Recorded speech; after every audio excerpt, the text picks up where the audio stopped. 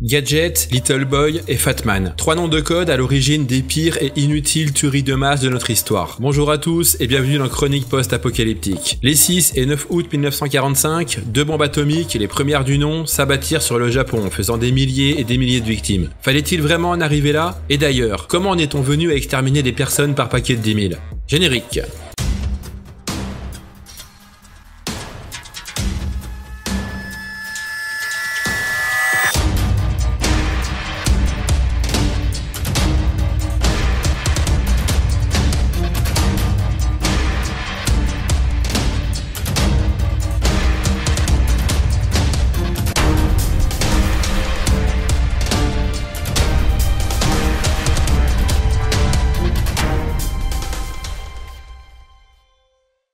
Comme indiqué dans le titre, oui parce que mes titres ne sont pas choisis au hasard, faut pas déconner, l'histoire d'Hiroshima et Nagasaki se déroule en 4 phases. 4 actes qui montreront que finalement c'est plus l'ego démesuré des États-Unis qui était en jeu plutôt que la capitulation sans condition du Japon.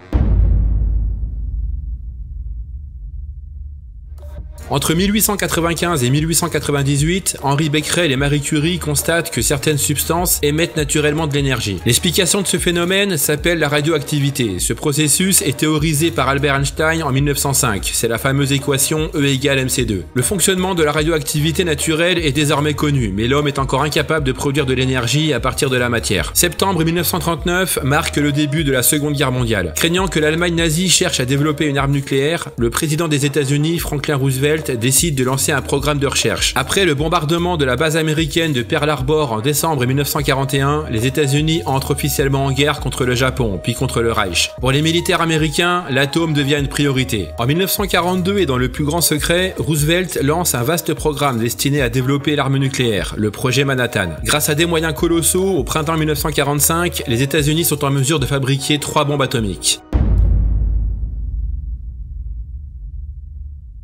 Fin 1944, la recherche nucléaire ne fait plus partie des priorités d'Hitler. Cette découverte enlève à la mission Manhattan sa justification idéologique. Entre-temps, le 8 mai 1945, l'Allemagne a capitulé. Le 1er juin, il est recommandé d'utiliser la bombe atomique sur le Japon sans avertissement préalable. 5 cibles sont désignées, Kyoto, Hiroshima, Kokura, Niigata et Nagasaki. Mais un essai s'avère nécessaire. Sous le nom de code Trinity, une explosion est programmée dans le désert, à 350 km de Los Alamos au Nouveau-Mexique. Le 26 juillet, un ultimatum est adressé au Japon, exigeant une capitulation sans condition, sans quoi il subira une destruction rapide et totale. Le lendemain de l'ultimatum, à Tokyo, le premier ministre Suzuki, pressé par les journalistes de donner son sentiment, emploie le terme mokusatsu, mot ambigu qui peut être traduit par ignorer ou sans commentaire, voire par traiter avec mépris. C'est cette dernière interprétation que les agences de presse américaines vont relayer, et c'est ainsi que le reçoit Washington. On ne saura jamais si les Japonais demandaient un délai de réflexion ou s'ils repoussaient purement et simplement l'ordre des Américains.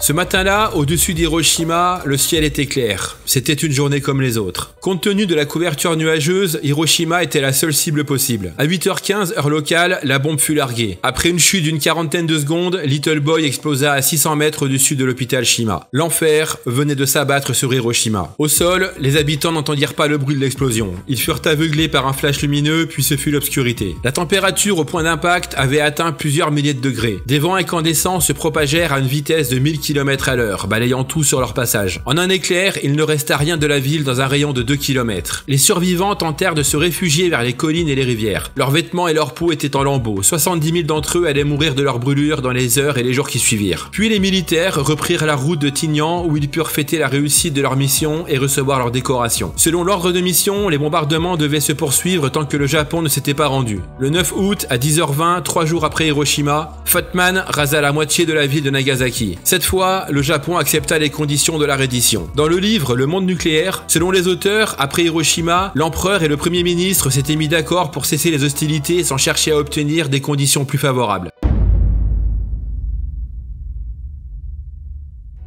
16 heures après le premier bombardement, Truman annonce la destruction d'Hiroshima comme celle d'une base militaire et occulte le fait que la ville était peuplée en grande majorité d'ouvriers, de femmes et d'enfants. Le lendemain, le terme bombe atomique fait son apparition à la une de toute la presse internationale et la censure se met en place. Témoignages, journaux, photographies, films sont classés secret défense. La plupart de ces images ne sortiront de l'ombre que 20 ans plus tard. Tenus à distance, les journalistes doivent se contenter des déclarations officielles. Fallait-il vraiment bombarder Hiroshima et Nagasaki? Des hommes comme Eisenhower ou MacArthur estimaient que le Japon était prêt à se rendre. Ses forces étaient affaiblies, ses stocks de munitions au plus bas et sa marine détruite. Par ailleurs, le projet Manhattan avait coûté 2 milliards de dollars. Un simple essai n'aurait pas suffi. Au-delà de l'horreur des chiffres, les conséquences humaines sont extrêmement lourdes. Une vie de souffrance physique et psychologique attendait les 450 000 survivants, les Hibakusha, chez qui la force et la chaleur de l'explosion, ainsi que les radiations ont provoqué d'innombrables symptômes, perte des cheveux, leucémie et cancer, etc. 74 ans après la bombe, les risques de cancer continuent d'augmenter chez les Hibakusha. Aujourd'hui, selon les estimations les plus récentes, les victimes à Hiroshima seraient de 90 000 à 140 000 morts sur une population de 310 000 personnes et 60 000 à 80 000 sur une population de 250 000 personnes à Nagasaki. Alors, fallait-il vraiment en arriver là pour savoir qui avait la plus grosse? Et maintenant, on en parle de la force de dissuasion nucléaire qu'on pourrait également appeler « fais-moi chier et je t'en mets plein la gueule ». Le monde veut vivre en paix. Alors pourquoi des pays puissants continuent de stocker des missiles capables de raser la totalité du globe et ses habitants? Pourquoi ces mêmes pays empêchent les plus petits de s'équiper alors qu'ils sont finalement chez eux? Les puissants ne retiennent rien. Ils ne veulent pas la paix et continuent d'entretenir ce sentiment de pseudo-menace. Car une population qui a peur ou qui se sent puissante est bien plus facile à contrôler et à manipuler. Cette vidéo touche à sa fin. N'hésitez pas, si elle vous a plu, à mettre votre plus gros pouce bleu, à partager, commenter et à vous abonner si vous ne l'avez pas encore fait. N'hésitez pas également à me rejoindre sur les réseaux sociaux. Tous les liens sont disponibles dans la description. Vous savez, ce truc là que personne ne lit jamais. On se retrouve dès le mois prochain pour une nouvelle chronique et comme d'habitude, d'ici là, n'oubliez pas, de l'ordre naquit le chaos.